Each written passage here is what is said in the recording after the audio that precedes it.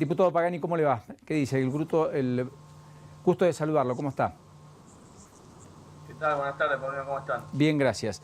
Bueno, satisfecho con la sesión de ayer, con los acuerdos y consensos obtenidos más allá del bloque del macrismo para aprobar dos proyectos emblemáticos de leyes claves. Sí, creo que fue una sesión positiva.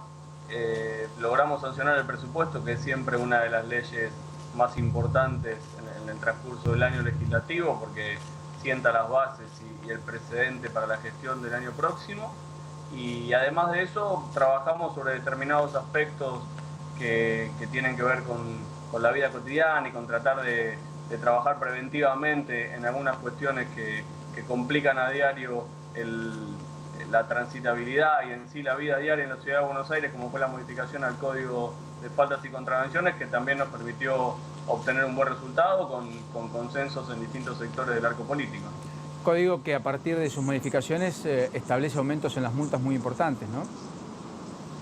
Sí, es cierto. Esa fue tal vez la noticia o lo que llamó más la atención de lo que pasó ayer, pero la realidad es que lo que buscamos con ese incremento muy sensible en todas las multas que se modificaron, o los montos de las penas que se modificaron ayer, tiene que ver con establecer un parámetro preventivo muy claro y muy aleccionador respecto de determinadas conductas que, si bien han tenido más repercusión desde el punto de vista de lo que tiene que ver con el tránsito y con las multas de tránsito en la ciudad de Buenos Aires, también abarcaron otras problemáticas generales, como por ejemplo la cuestión medioambiental, la cuestión de la utilización del espacio público, las políticas que tienen que ver con la preservación de animales y de especies naturales.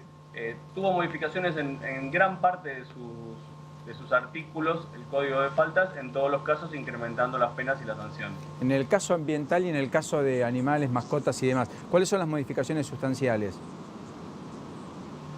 Puntualmente, lo que se ha establecido en el caso vinculado al medio ambiente tiene que ver con la separación de residuos y una multa mucho más fuerte y contundente, tanto para aquellos que no cumplan con la reglamentación y la ley en términos de disposición de residuos domiciliarios, como en lo que tiene un impacto aún más fuerte para el medio ambiente, lo que tiene que ver con residuos derivados de actividades productivas o fábricas o industriales. En esos casos se ha incrementado la multa de manera notoria.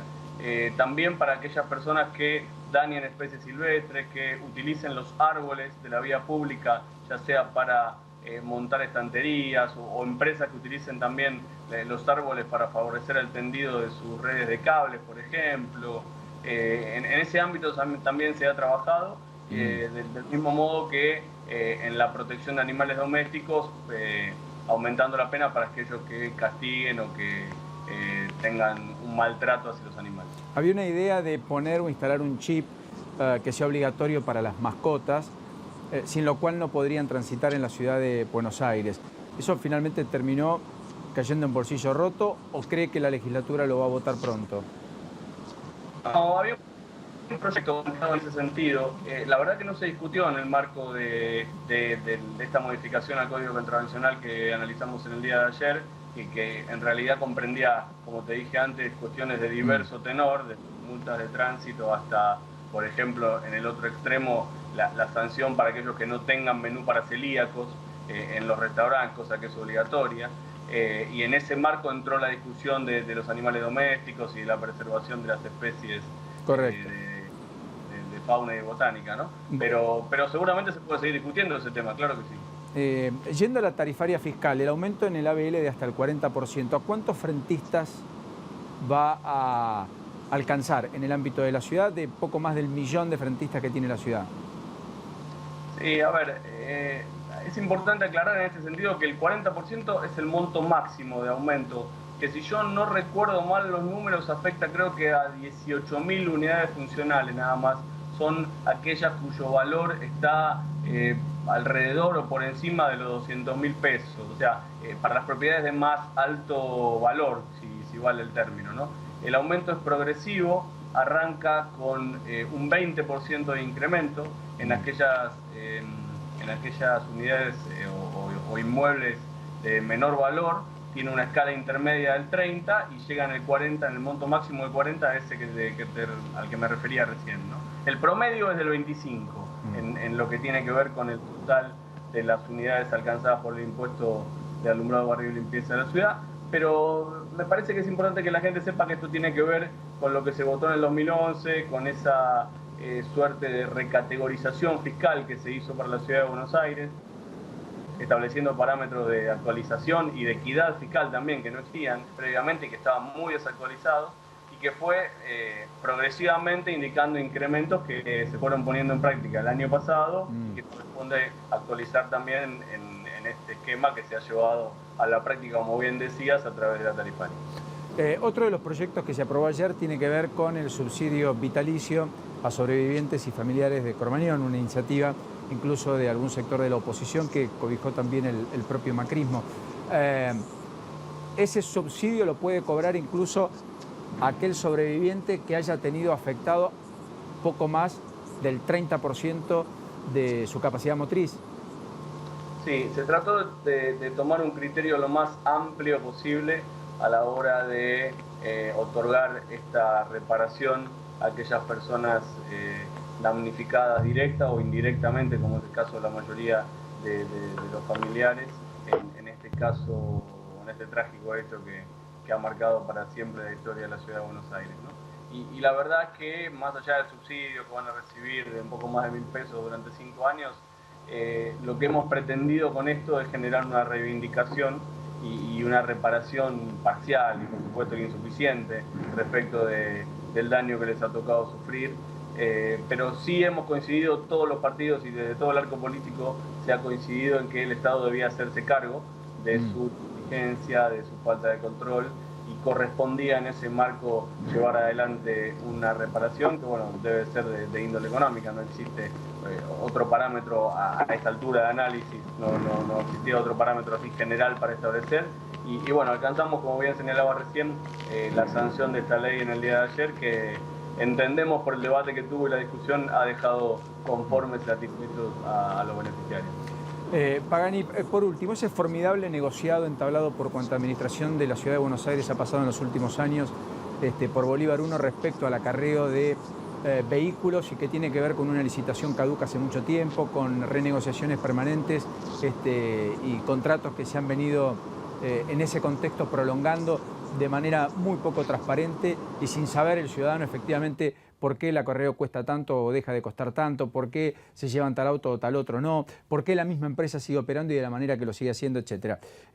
¿Cuándo se va a poner blanco sobre negro? ¿Se va a hacer un método transparente? ¿Se va a hacer una licitación pública como corresponde? ¿Y se va a establecer con claridad los parámetros a partir de los cuales el acarreo va a estar vigente, se va a llevar a la práctica, y cuáles van a ser los beneficios para aquellos que en el barrio sean alcanzados con el estacionamiento medido y no sean vejados permanentemente con la idea de tener que, por dejar el auto en la calle, pagar pagar muchas multas, muchas veces frente a alguna distracción, etcétera? Sí, entiendo el planteo y comparto parte de tu preocupación, más allá de que en lo personal creo que no existe ningún tipo de negociado. Sí existe una continuación, si se quiere, que va de suyo, de continuidad de un contrato que no ha sido renovado por medio del periodo o del procedimiento licitatorio al que vos hacías referencia. Ustedes saben que nosotros estamos trabajando en un proyecto de ley que incluye todo el marco del estacionamiento en el ámbito de la Ciudad de Buenos Aires. Recibió sanción en la Comisión de Tránsito y Transporte esta semana que pasó. Bueno, pero son 6 años de gestión, ¿no? No, estamos de acuerdo. La verdad es que nosotros tomamos un tiempo para analizar y para tratar de pasar en limpio lo que recibíamos en términos del contrato derivado de la gestión anterior. Algunas partes y algunas cuestiones lograron ordenarse, pero es cierto que no se convocó a una nueva licitación. Creo que hubo un intento en un momento que resultó fallido y siguió funcionando sobre la base de la prolongación del contrato existente o originario. Es una deuda pendiente, hay que regularizarlo. Hay que regularizar la situación, además, para que sea claro el tema del estacionamiento. Como bien señalaba, se está discutiendo no solamente lo que existe hoy por hoy, con las particularidades que puede tener, que vos bien señalabas recién, sino cómo va a ser el estacionamiento en todos aquellos lugares de circulación vehicular, básicamente los barrios de Belgrano, Palermo, Caballito, Barrio Norte, Flores, donde la existencia de centros comerciales masivos hace muy evidente la necesidad de dar una solución a este tema, contemplando, como vos bien también señalabas, que el frentista, el propietario, el que vive en esa cuadra tenga una alternativa para no ser comprendido por esta nueva reglamentación. Es una ley de profundo debate, de mucha discusión, que no me animo a decir si va a estar sancionada antes del fin de año, pero que claramente es un tema que hay que ordenar en el comienzo de la gestión 2014. Diputado Enzo Pagani, como siempre, el placer de escucharlo. Termine usted muy bien la tarde y muchas gracias por este ratito con Infobae TV.